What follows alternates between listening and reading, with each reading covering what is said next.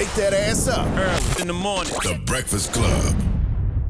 Morning, everybody. It's DJ Envy, Charlamagne the Guy. We are the Breakfast Club. Of course, we got our niece Nyla in here with us.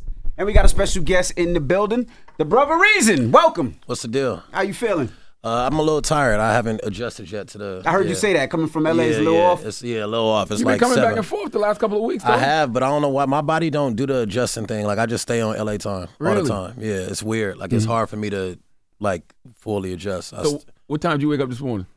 Like, 8, which is like 5. 5 Yeah. LA time. Yeah. Okay. And I don't go to sleep until super late because I'm not tired until like 4. So it's like I went to sleep last night at like 4, and then I woke up at 8. So yeah. But You got a new project out called Porches. yes. Can we call this an album? It is. It's an album. Okay. It's an album. I don't like when artists do that. Like I when hate it. Yeah, like it's an album. Like it's fine. Like artists. I saw. I'm not gonna name his name, but he just dropped. He dropped maybe like last year, and he was like, "Oh, this is my second album." I'm like, "Nigga, you got 8 projects out." Like they're all albums to me. Who, NBA Youngboy? I'm not gonna. Why, you don't want to say no other artist name, I mean, but you don't gotta say names because every artist does that. Yeah, a lot of artists. You can call everybody from TDE out. Why can't he say other artists' names? Wow. You gonna start right there? You call out your own label. Welcome to the Breakfast Club, Reasons. All right. What's up? Nah, but Porches is out, and I like that album because I love a good porch. Nah, don't piggyback now. We might as well just We'll get come that back. out. Okay. Because I love a good porch. You know what I'm Yeah. saying? I'm from the South. You know what I mean? So I love a good porch. I got a porch now, so I understand what you mean when you talk about that porch. Yeah, it's just a product of your environment. It's really just like a metaphor for your environment. We're all, we're coming from our environment. If me and you grow up in similar class, similar place, similar income, we're gonna go through similar shit. And that's kind of like what the album's storyline is about, is realizing the porch that you on, realizing that you are a product of your environment. And yes, you can go on to do bigger things, but we need to understand and love each other a little bit better, knowing that we all come from the same place, especially in today's time, because we all just kind of point the finger at people when something crazy happens, not understanding exactly like the things that they've gone through and whatnot. Because that was the stoop. We call it the stoop in New York. Yeah, I'm about to say, we ain't got yes, porches, yeah. we got stoops. Yeah, and the outro it actually says that, because I got the homie, shout out Scrap, he's kind of like narrating the album in like an older man voice, and he said that he like New York niggas call it a stoop, like he was like rich white people, I don't know what they call it, but they call it some shit. You know what I mean? Like, so yeah, same thing. I love these kind of albums, man, because I love a project that I'm listening to, and then I got to look down at the track list to know what this song is because it's so cohesive. Yeah. Is that purposely done? Of course it is. It definitely is. I started making this album, the idea behind it, on my last album, New Beginnings. So the last album ended with a plethora of dates being said, and then this album picks up with those dates being said, and now you're hearing the stories behind those dates. So these are real stories that happened. They're real dates. Like some of these things you can Google because they actually happened. So it was definitely one of those things I always wanted to make a full-blown cohesive album that people could listen to from front to back.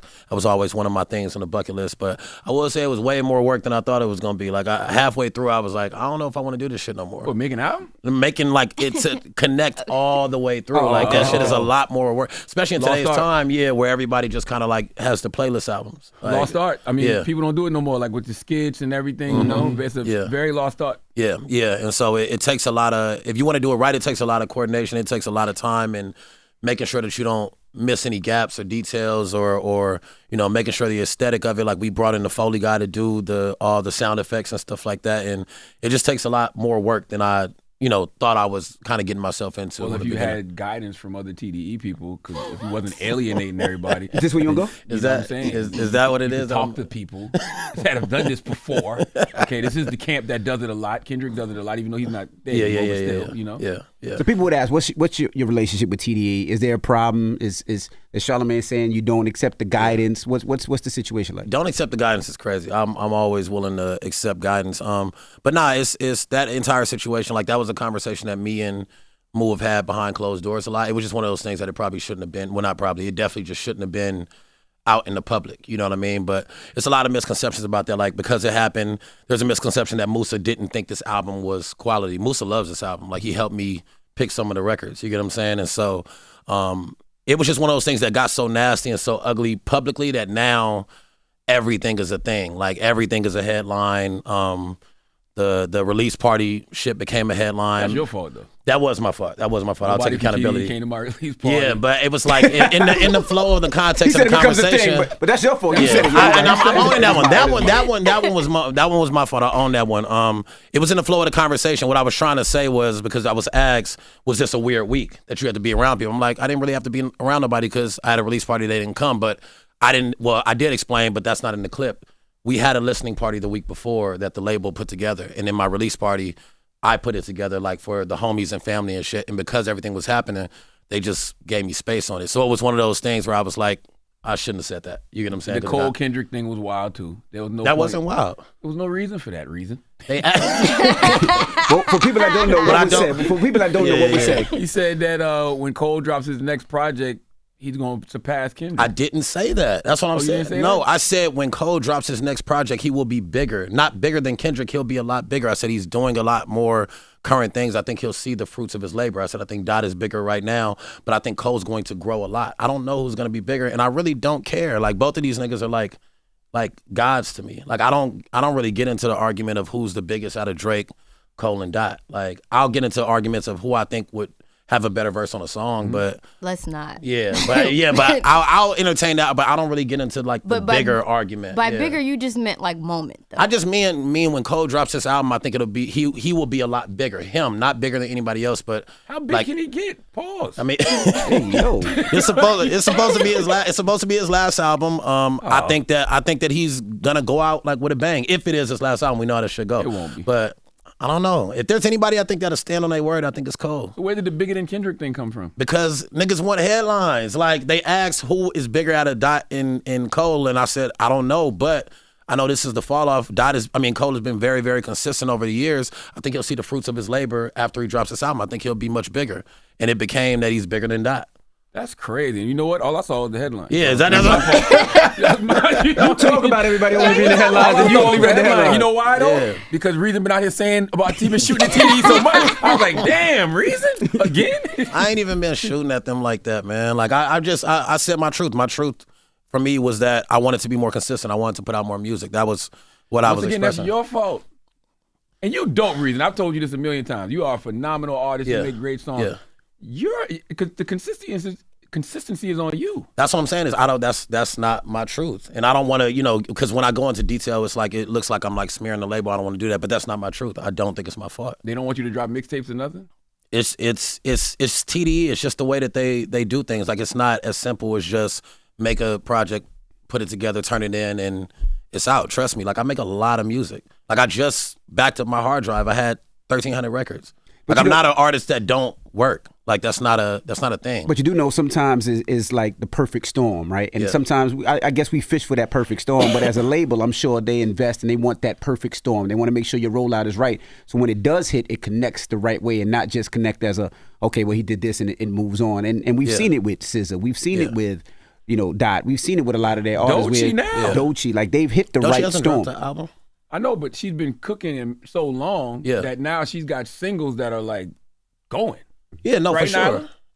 Yeah, no, she got singles that's going, but I also think that like the artists, with the exception of Doechii that we name, and like they're big, like bigger artists can chill for 4 years. Like But Dot took a lot of time beforehand. Like back when we're thinking of Dot now, but think about Dot back in the day. if you think about Dot before Good Kid, Mad City, Kendrick Lamar LP, Section 80, the one that he did all the Lil Wayne beats, I forgot what that was. Those came back to back. Like they were flooding. You like when you're a bigger artist, then you can kind of chill and sit back and be like, yo, I'm gonna wait 4 years in between. Like we see what 21 is doing, and 21 was a nigga that was flooding all the time, and he hasn't dropped the album in maybe like 3 years, but it's fine because he's 21 Savage. You get what I'm saying? Well, he did the album with Drake too, yeah. Well, yeah, but I'm saying that even before that though, I think it was like 2.5, 3 years before the album with Drake. And So he they don't hasn't even dropped- want you to drop your own music. Let's say, hey, I just want to release this mixtape or whatever it is. So you can't even drop. They telling you they don't even want you to do that. That's what you're saying. It's just same destination, different roads. Like that's where we run into our issues. It's like we all have the same destination that we want to get to. We just see different paths of getting there, and that can cause frustration. You know what I mean? I see a path like we can do this and do it this way. Sometimes they see it that way, and it ultimately, you know what I mean, can kind of clash at times. What if you drop music under like another name, like Explanation, instead of This guy's stupid. So silly. What's wrong with him, man? But you do feel like y'all have the common goal of winning, though. I think it's that's just like, finding the right that's what I lane. meant when I said it was a lot of misconceptions. Like it was like because that shit got so nasty publicly, it was almost like the conception was that like I feel like they don't want me to be successful and that they feel like I'm not a good artist, which that's not it. But it got so nasty that that's kind of what it was. But I do think it's a common goal. Like Top and them, they want all of their artists to be big stars. You get what I'm saying? And we all want to be big stars as well. And sometimes you just see different roads in that and you kind of, you know what I mean? You go back and forth on it. And like I said, that wasn't like that was just bad because it was public. We've had way worse shit than that. You get what I'm saying? And I think if I would have responded on the spot and went back at him, I think it would have been like one of the conversations we've had behind closed doors. And that was part of the reason why I just shut up even though it was hard, because I didn't want it to get any worse than it already was. I feel like it overshadowed the album slightly.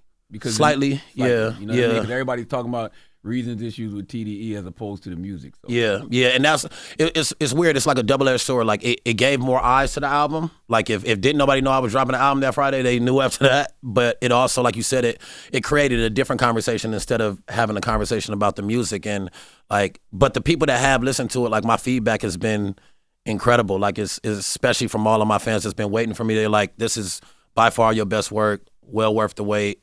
And you know, that just goes into like all the work that I put in. But that was an annoying thing. It's like now this is what we're talking about instead of, you know, the visuals, instead of the storyline, instead of us, you know, announcing the tour. We're kind of waiting, you know, for it to, you know, die down a little bit. Like I would have rather just kind of like go straight through with the music. Let me ask you a question. Why? It's gonna sound stupid, but why did you sign to TDE? Because you know, a lot of artists sign to TDE because they say, "Yeah, they got artists I can work with, I can collaborate with. They have producers that I can work with. They have a stream for me to get heard and out." What was your reason of signing with TDE, and what did you expect? Yeah, a little, all of those things, but basically it was the Lakers. I'm from LA, and that's the Lakers for us. You know what I mean? And so when I signed, I did want to come in and work with, you know, Kendrick and Q and have this, you know, super cohesive family relationship, the same shit that I grew up on watching. And I think that's not their fault. That was just me being like naive. It's like signing to the Lakers. You're like, oh, nigga, I'm about to go work out with Kobe and this and that. And you realize like, nigga, Kobe don't work out with niggas that just signed to the team. Like he don't even know if you're going to still, right, you know what I'm saying? Like, and so it was kind of like, that was my expectation. Like, oh, I'm gonna get in with Soundwave and I'm you know what I mean? Like, and it was really like, no, you're still signing to a label and like now the work begins. And, I even talk about that on the album on Gang Shit. I talk about how like I thought that this was what it was gonna be. That's what that record is about. Is me taking the accountability. Like I thought that this was what the situation was gonna be. Now that I'm here, I realize it's not. But as long as Top is rocking with me, like it's up to me to do everything that I have to do. You know what I mean, for my career. But yeah, I signed with him for all of those reasons. Like combined. Like I'm from LA. I watched TDE grow. You know what I mean. And so it's like that's another like. It's love from, like, I have a great relationship with majority of the artists. It's weird. We live in a time now where when you tell the truth, it sounds like you're, like speaking down on some shit. You know what I mean? Like I said, I don't have a relationship with SZA. Everybody took that as, like, that was, like, a bad thing. I'm like, well, do the artists at Atlantic have relationships with Cardi B? Every artist at Atlantic don't got a relationship with Cardi B. It's because of the perception that the general public has of labels. Yeah, they think labels are family. No, of small labels. Of smaller labels. Like TDE, they say it with Bad Boy. I'm sure they seen it with Rockefeller. Exactly. I'm sure they seen it with Death Row. So it's small labels. I know you broke down some of those lyrics because you was telling me some of those lyrics. He just said it. But I mean, I feel like that about a lot of companies working at Power. I thought the same thing too. So I totally understand you. Yeah. But they don't fuck with you? I'm playing. Yeah, we don't got it. All right. Good. Okay, a few things. Do you feel like the issue between or the differences between you and TDE is just patience on your behalf? Like you just got to be patient? I think it's a little bit of both. I would say it's partly patience, but then as well, like my last album was 3 years ago. I don't necessarily think that that's all patience. Like I don't know, like I don't know an up and coming artist that can like consistently move like with 3-year gaps consistently within their music. Like if this was how it was gonna go for the next 10 years, it's like, so yeah, it's patience because I do gotta wait for things to get right, but it's also like we also do kind of gotta, you know, catch up with like what the times are now, which is it has to be a little bit faster. Well, how did you survive during that time? Because 3 years is a long time, especially during pandemic and, you know, out of the pandemic, but you still got bills to pay, you got rent, you got mortgage. Selling ices. Honestly, I survived because of my fan. Like, New Beginners did really, really well. Like, my fans just kept streaming it. Like, I think it's like over 130K units sold just because my fans just kept streaming. That's literally how I survived, was just off of my streaming money. You know what I mean? And that was another thing why I can admit that I was a little frustrated when I was talking about certain things, because I'm like, I got in this to make music, but I also got in this to like make money and feed my family. You know what I mean? And it is hard when you're not dropping music, because if you're not dropping music, you're also not really doing shows like that. And then it was also COVID, and I dropped New Beginners in the heart of COVID, so I didn't even get to tour New Beginners. So there's a lot of things that kind of play into me being like, yo, I'm ready to get back out there and put some music out. You get what I'm saying? So I can't remember what song it was, but there's a song on the album where you're talking about how your family thinks you got so much money and you done changed. Yeah, Gang yeah, shit. That's yeah, gang- that's what's it gang, called? yeah, It's that's the gang beginning shit. of gang shit. Yeah, that's the gang the shit. first. Okay. That's the first verse. So the first verse is about, I thought that it was family. I thought it was supposed to be gang shit. And look at how y'all act now that I'm in this situation. You think I got all this money. You think I have all this fame and stuff like that. But like, that's not really how my life is. And look at how you're acting now. And the climax of the verse is like my family member yelling at me, calling me Reason. And I'm like, I thought you knew me as Rob. My entire life you called me Rob. Like, why are you now calling me Reason? That came from a real place. Like, I got family members that call me Reason. It's weird. Like, I've known you since I was 2. And they probably think you got way more than what you got. Way more than what I got, way busier than what I got. They say things like, oh, I was going to text you, but I thought that, I figured you would be busy. Like, why do you just assume I'm too busy to text you now because I'm quote unquote Reason? Like, that's, crazy to me. So, yeah. That's sad. Yeah. Go ahead now. But I do want to start with just the intro of the projects. We're talking about Porches, but in it, you talk about how you guys all are connected through the Porches, but also they feel kind of like entitled to what you got going on, good or bad. Yeah, yeah. How do you break that? It's less of like entitled. It's more about this is kind of what comes with it. And the reason why I wanted to highlight that in the intro is because on every single hip hop album, we always hear people talk about the negative stuff that went on in their neighborhood. It's always, I'm from the hood, niggas died, chalk out lines, blah, blah, blah, blah. But for me, I wanted to highlight that there's great things that come with that too. There's persistence. You know what I mean? My sister taught me to be brave and take leaps on things that I want in life. You get what I'm saying? Like my mom taught me rationality. My pops hustled. He taught me how to hustle. Like, there's great things that come from being with those places, and all of those things kind of come into it instead of us just only highlighting like the negative stuff. So yeah. On Broken Winter Break, you say, I was born in this machine. Some niggas is still in it. How did you find your way out? Honestly, I went to school in Iowa, which is crazy to say. I played basketball, and I was out there with all the white people in Iowa, and that was like a culture shock. I had never been, coming from where I was from, I didn't have a white relationship in my life until I went out there. I know that sounds crazy. I didn't have a white, I'm being dead ass here. Before I went to college, I didn't have a white relationship in my life. There was nobody that I talked to in any type of consistent format that was white. And then I went to Iowa, and there were 3 black people in my school, including me. You know what I mean? And so that just gave me a different perspective of how life is, and understanding that everything isn't so vain and in this box and whatnot. You know what I mean? And so it made me grow up a lot. And then when I came back, I was just like, nah, I want to do more shit because I've seen a little bit of the world. You know what I mean? So yeah, just put a different perspective in me. Okay. Is Broken Winter Break based off a true story? Like the story you tell, like you came Yeah, home? it's about my homeboy, but I didn't want to put his name in there. But my homeboy came back off of a winter break. You could tell that he was a little bit different of a person. Ended up getting robbed, and it's about the mindset of, you come back home, you get robbed. He not really tripping because he's just like, I don't really care about this shit, but he's feeling pressured as a man from his neighborhood that we got to go get it back. And so he has to put on this front like, yo, I'm with whatever, but really in his mind, he's like, I don't want to do it. Like, this shit is stupid. I don't want to do it. But then ultimately at the end, the story is really about his little brother that's sitting there on the porch watching all this, because his little brother is seeing it, and this is what his little brother grows up to be. And then later on in the album, you have Bussin' / it says WB Part 2, but that's Winter Break Part 2. And so Bussin' is the little boy when he's older, you get what I'm saying? And so now he's on a whole different mindset because this is all the shit that he saw on the porch. love how you connected that generational trauma, that generational curse that's going to keep going. And you got to be cognizant of your actions because the next generation is watching. Yeah, and the thing I love about that story is that the actions aren't coming from a true place. It's coming from a place of a man that thinks that he has to do that. And so a lot of times we get trauma passed down because this is literally what niggas are doing every day. But this story is like, nah, this nigga don't want to do this. He just feel like he has to. And even like, with him not really having to do it, he still passes it down. And now the little kid is grown and he's with everything that, you know, he thought his brother was actually with. Now talk to me about Caucasian estates, because you said you hated white people. You didn't start liking them. Let's see, like, headlines been going crazy. I do not hate. I don't hate white people. Reason do not like white people. So Caucasian estates is like, what is that? Mansions? Or? So it starts with me describing the porch, and then the next record is Caucasian Estates.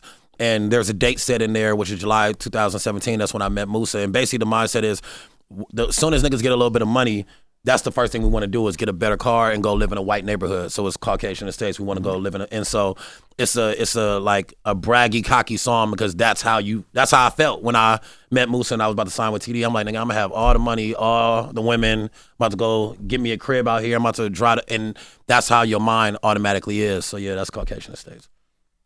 I know we're talking about you putting together a cohesive project and having skits, and I love that, but I gotta say I do hate some of your skits because I just don't like the way you painted the women, saying like there's always a new nigga who could take care of us and all that. Yeah. Like that's not that's always the case.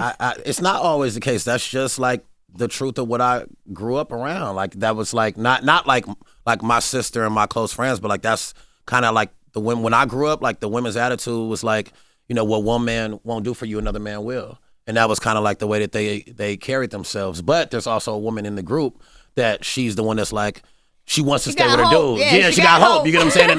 And that was about my homegirl. I had a homegirl that she was just a hopeless romantic. She always, no matter how much her friends was like that, she was like, I do have hope that I'll find a man that, you know what I mean, can actually be that man. So for me, that was like, it was my truth. It was what I saw. I like when people take old sayings and kind of like update them. So you had the girl say, the best way to get over one man is to get up under another one. And then some girl goes, "Or in the front." Or in front.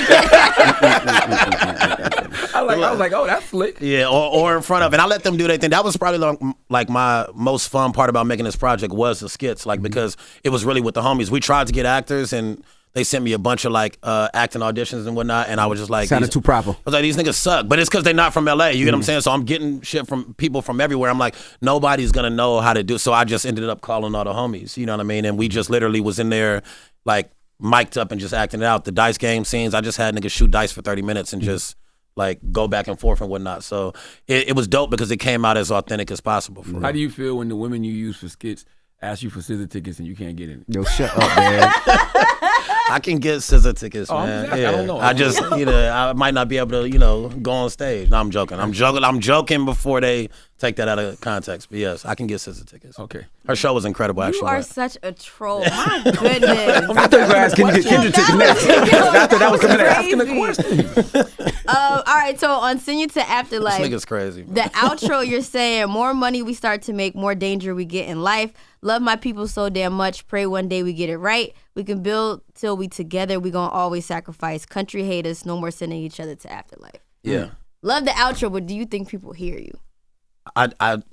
It's probably not, because it's like this is a cycle. It's like we like niggas get money and they can't, or get success, or even the image of success and money, and automatically like they do become a target. And to me, it's just crazy because it's like I feel like we can all build together. Like to me, it's like if there's one millionaire in the room, that opens the door for there to be four, and then if they walk into different rooms, that opens the door for there to be 8 more in those other rooms. And instead of us thinking like that, the first thing we think about is like, oh, that's a lick.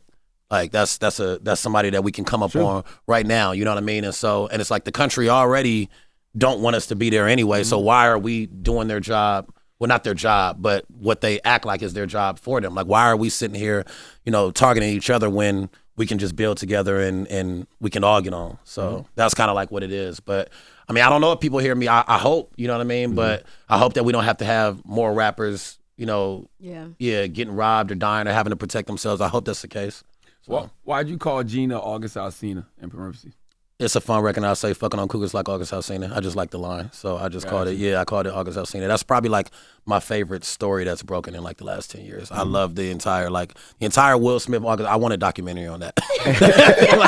That entire situation is just like the most fascinating thing to me. Like because it's just like Will Smith is like the guy. Like he's Fresh Prince. Like he's like, and so like I look at things in different perspectives. Like everybody else saw it as like, damn, I can't believe you slapped him. I'm like, there's a story there. Like he ain't just slap him because of that night. Like there's something there that's like trauma that there's a lot of you know what I mean? And you know, his wife being on the show and talking about everything and the Pac shit. Like they should do a documentary on that shit. Like that's a very, very interesting story. And I feel like people just focus on the climaxes of the story. But I'm like, it's a lot to unfold there. Like that's literally my favorite story. If they're all healed, if that family's healed. If the family's healed. If the family's healed. I don't think that story becomes a story without that red table talk with Will and Jay. I agree. I don't think that story is nowhere near as big. But even that is, there's something to unpack there. It's like, why is that conversation happening on Red Table Talk? There's something there's something there that's like, that's allowing that to get out. You get what I'm saying? To be a thing. You don't like to see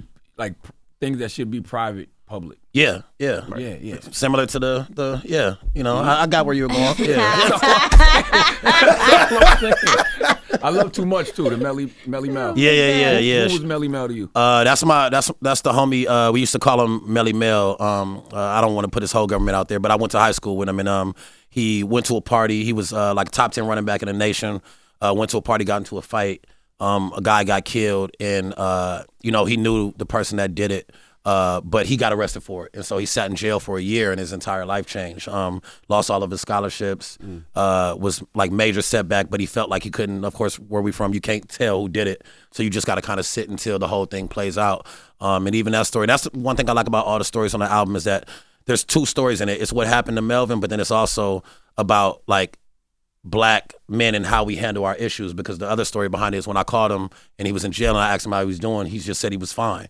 And it's like, that's another thing. It's like we don't talk about the shit that we're going through. So it's a two-folded conversation in that. And I remember thinking like, there's no way he could be like, this nigga's whole life is completely gone. Like he was headed to the NFL and now he don't know where he going. You know what I mean? And so, but he was just always like, nah, I'm cool. Like, you know, it is what it is. And I could just tell that it affected him. And the other thing with that song is like, there's no reward for real niggas. Yeah, there's no like pot of gold at the end of that. You get what I'm saying? Like it's snitch. You sat in jail for a year, came home to what? 1,000%. But it's also like if you do it, like what do you come home to on that end? And that's a very real thing. I've seen it. You know what I mean? I've seen that become a real thing. So it's one of those things where you gotta hope that the other person is a stand-up man and comes forward because he knows that you sitting there, but you know, some niggas would just be like, nah, like, you know what I mean? Like, I'm just gonna ride this out. And it's like, it completely altered his entire life. And even to this day, like, I've never had a conversation with Mel about it. Like, I sent him the record and he just called me and was like, thank you for writing about it, but we've never talked about it. Like, it's still something that I don't think that he's probably ever like full blown got off his chest. You know what I mean? Unpacked and whatnot. And like you said, in our community, that's a big thing because everybody wants to be a real nigga, but like you said, there is no award or reward for being a real nigga. At all. You don't get nothing for that. You know what I mean? You don't get nothing for being, that's why I used to love the Dave Chappelle skits when he had the real nigga skits. Keeping it real go wrong. And it's like the nigga wild out and then he lose his job and he homeless and shit like that. Like Dave was ahead of his time, but yeah, like you said, it's no reward for that at the end of the day. Honestly, if he was to really open up and tell you how he really feels, or you think like you'd be able to handle it? I would, but I do understand what you're saying. But I think it's less about that. I think it's more about like black men just aren't taught that like we're taught from a young age, like life ain't fair, get over it, don't complain, don't cry, suck it up. Yeah, we're taught that from a young age. So I think it's less about the person receiving it. I think it's more about the fear of like, I look weak if I talk about it. Like I look like less of a man. I look like I'm complaining. Like I say this all the time to my homegirls. I'm like, girls' night is the healthiest shit in the world. Y'all just gather up, drink wine, and just complain. Which is like getting things off your chest. You're unpacking, you're unloading, and then y'all have fun, and then you leave there feeling lighter. Than like guys don't have that. We get together like I had a homie that I went to watch a game with. We were in the bar for like 3 hours watching the game, and we talked about sports for 3 hours. I leave the bar, I figure out that like his girl about to damn near he about to damn near lose his family. We ain't talking about that for the whole 3 hours. We just talking about LeBron and how LeBron is the greatest person in the NBA. And it's like we don't unpack those things because we're taught that you can't talk to another man about it. If you talk to your girl about it, you look weak. So it's like, where do you go with it? You just kind of turn to different vices. And I've been there. Charlamagne doesn't feel that way, by the way. He thinks it's Steph Curry. You said LeBron. What's your thoughts? What do you mean? Yeah, that he's the best player in the NBA. I actually agree with that. I think Steph. I think Steph is top 5 of all time. I think niggas got. Yeah. Okay. Yeah. I got him at 3. Yeah. I got him at 4.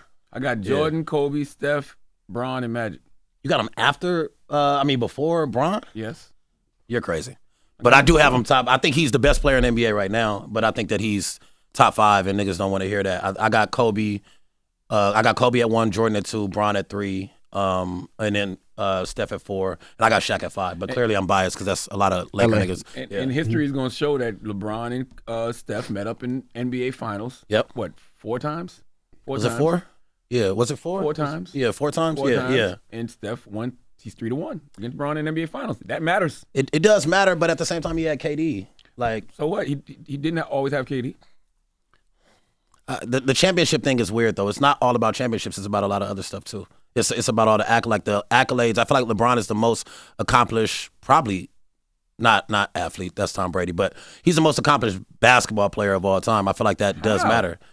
When you say accomplished, what do you mean accomplished? Like all of the accolades, all of the accomplishments that he's done, the scoring, like where he is at in the scoring assists, list, rebounds, like that's stats though. When I think accomplishments, I mean, even first, he's got a lot of those. Even the All NBA teams, All Stars, MVP, like he's like accomplished. Like he's the most. How many final Michael appearances? Jordan got 6 Finals MVPs, bro. He's 6. That's fine, but he don't have as many accomplishments as like that. That has to do with a team. I'm talking about all of your accomplishments. That has to do with you as an individual. Michael Jordan's stat sheet is crazy. Magic Johnson's stat sheet is crazy. It's not better than Bron's. I totally disagree with you. You think Michael Jordan's stats are better than LeBron James? Maybe not stat, but accolades. When you put all the accolades, my bad. Yeah, my fault. I'm sorry. Yeah, I apologize. Yeah, let's get back to the music. That's why Tom don't want to put your album up. Listen, let me talk to you. Listen, hold on. Let's go back to something you were talking about. Yeah. Therapy. That's why I'm so big on therapy, right? Yeah. Because people that go to therapy have no problem having those conversations. Like when you talk about these women having